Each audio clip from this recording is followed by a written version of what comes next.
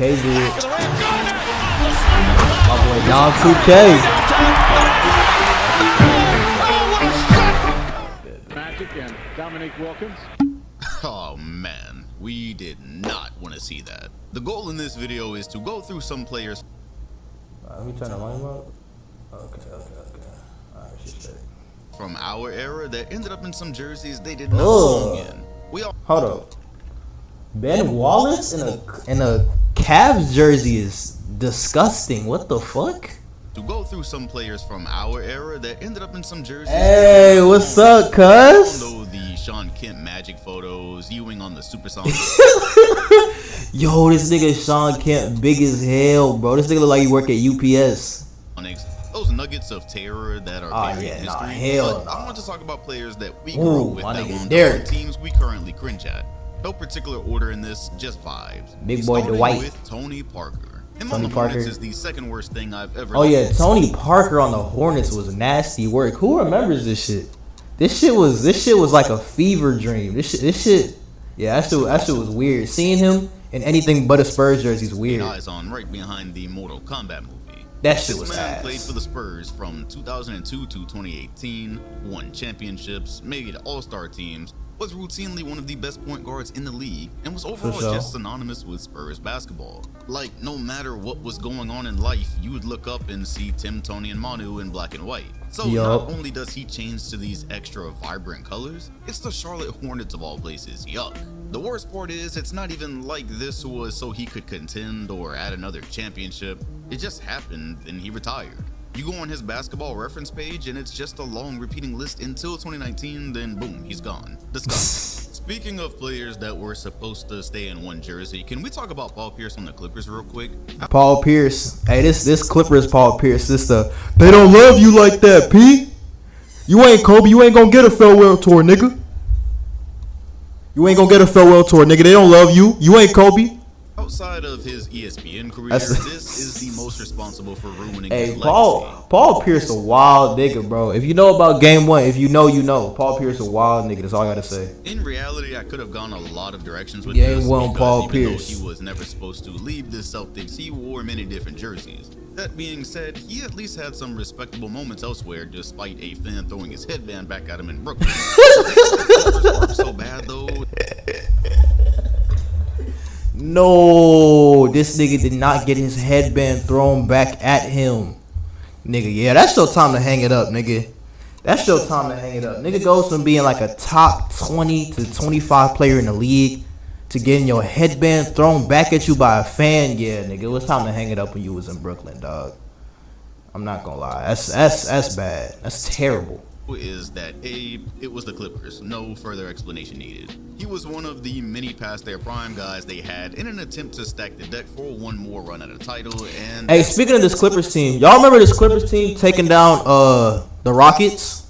Back, I want to say the year was 2013, nigga. Joe Johnson and Corey Brewer single-handedly took down the Rock. No. I'm mistaken.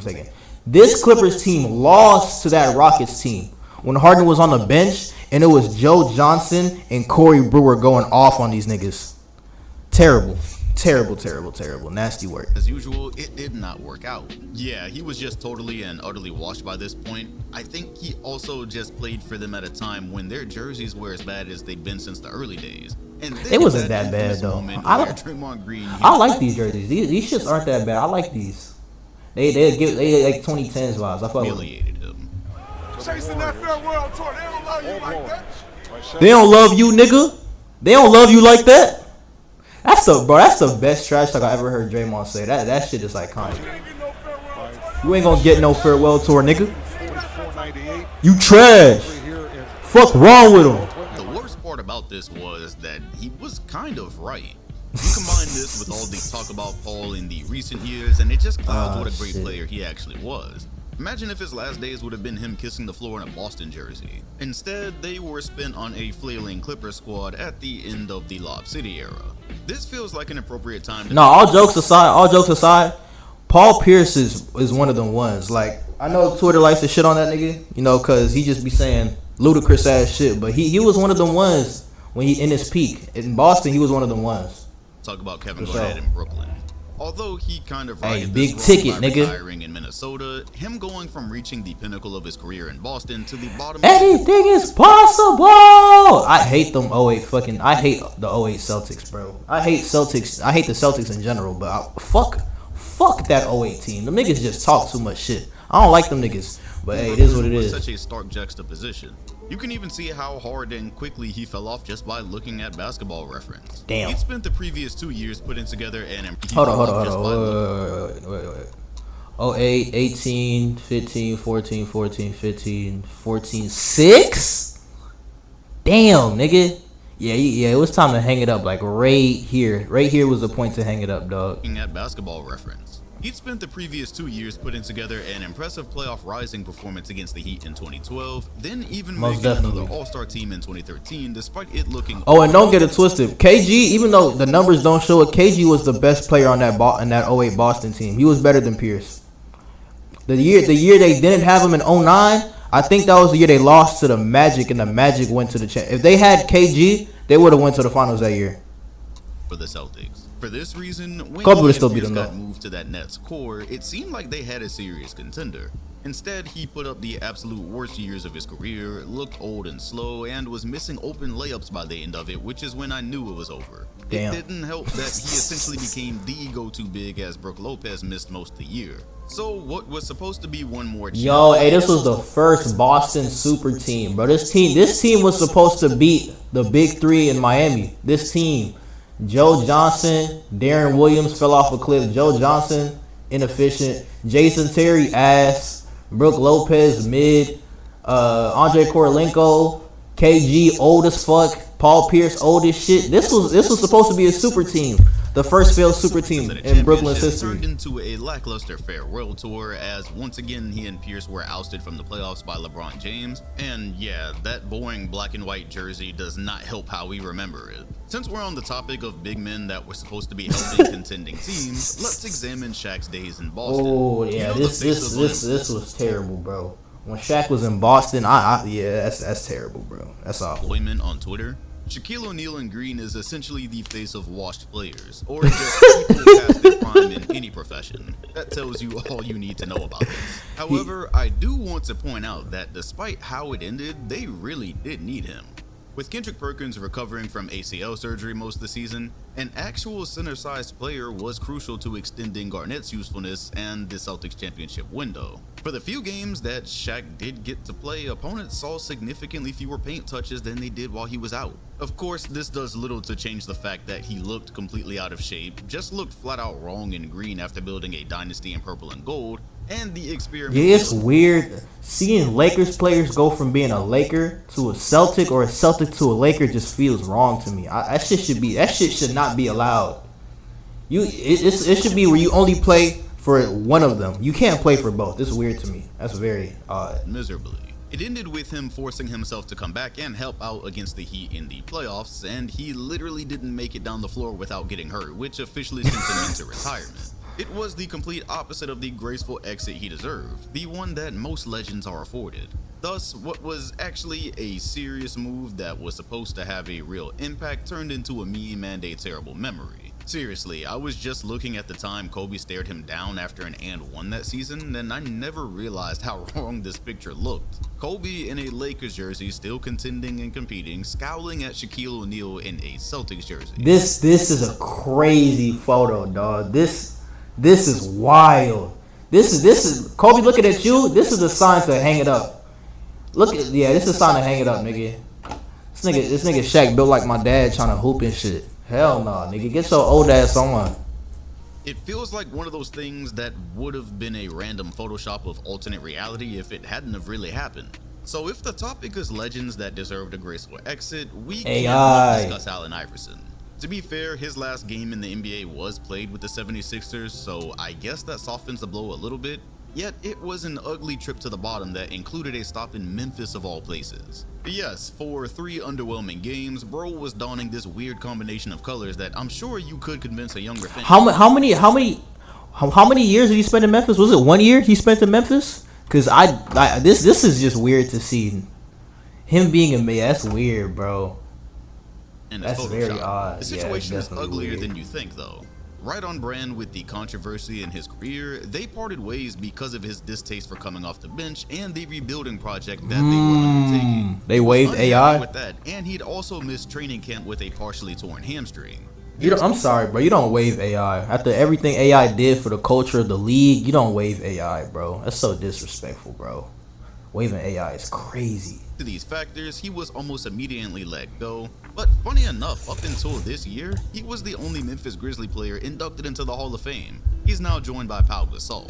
Anyways, we can literally just pretend this little stint never happened and nobody's gonna check you about it. Along those same lines, Derrick Rose on the Cleveland Cavaliers. The amount of teams that he's played for post-Chicago distracts from the fact that with each one, he's had some relatively high points and has been an acceptable role player. Damn, Unfortunately, that does not... This is the biggest what if, bro. I wish we could have seen a healthy D Rose throughout his entire career. We was fucking robbed, bro.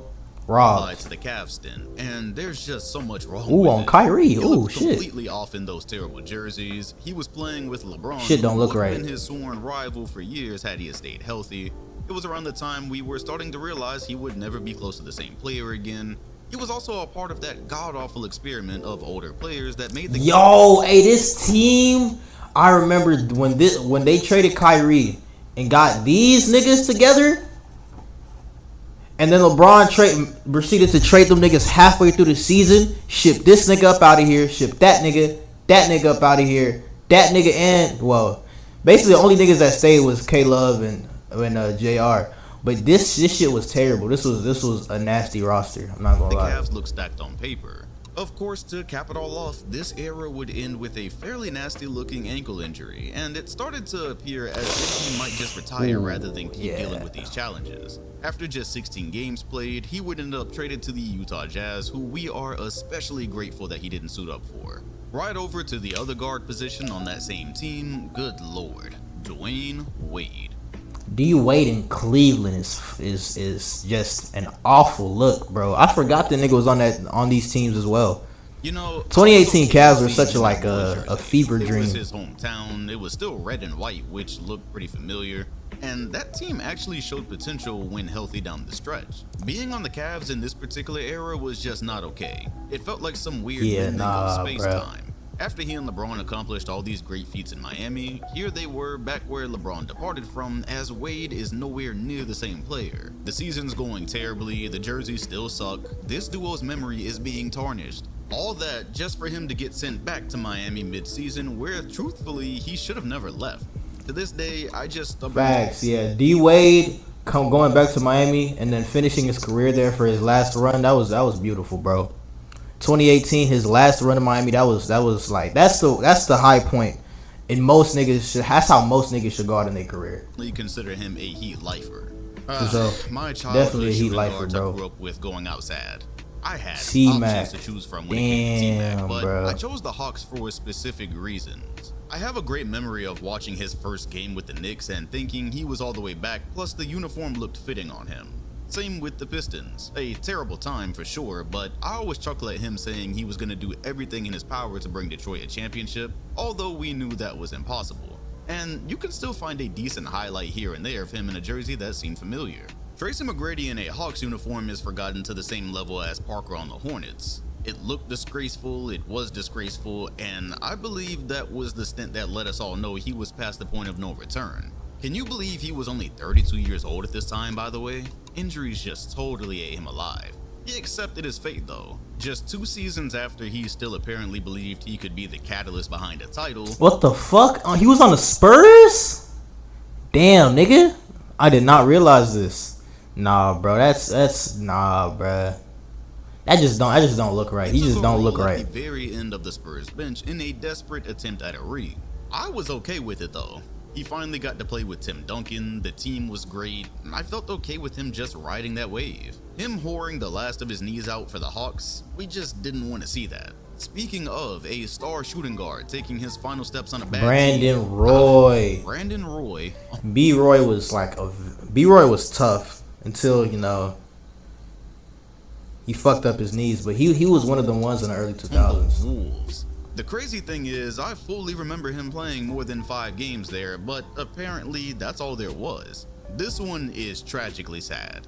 He'd actually retired before the 2012 season after several knee surgeries in his short career, but later said that decision was never meant to be final. He gave it one more go with the Wolves, signing a 2-year, $10 million contract. Oh, real? For real? But had to stop for arthroscopic surgery on his right knee almost immediately. Him Damn. playing there was literally his last breath in basketball, as he was released and never seen in the league again. That's It tough. might have just been better to stay gone in 2012 instead of giving us these images. Real quick, doesn't it feel like Dwight Howard played more than 9 games in Washington? All these teams he's played for, and outside Bro, of I forgot Dwight Howard played in Washington. Is that where he is that didn't he have the butt injury in Washington? He did have the butt injury in Washington. Pause. Philly, this feels the absolute weirdest. His stint there was so short because of a gluteal injury. The timing of that was pretty poor, if you remember the stories in 2018. My last honorary mention will be Carmelo Anthony on the Houston That nigga Rockets. Dwight got some Those sweet 2 tea in his seasons tank. there were the start of a very turbulent time in his career, as he was essentially used as a scapegoat. Melo and couldn't find played I think he played like 6 games in a Rockets uniform. Yeah, this one niggas was saying Melo couldn't hoop in the league no more. Sunday job for around a year. It called into question his skill set, career. All in all, it was just a very unceremonious way for a player of his caliber to begin his exit from the league. And yeah, that's all I really have for this list. I'm sure there's some players out there that I missed, but my goal wasn't to get all of them. It was really just to get the ones that I had something to say about. So if there are some players that you have something to say about where they ended up in a terrible jersey somewhere near the end of their career, put it in the comment section. All right.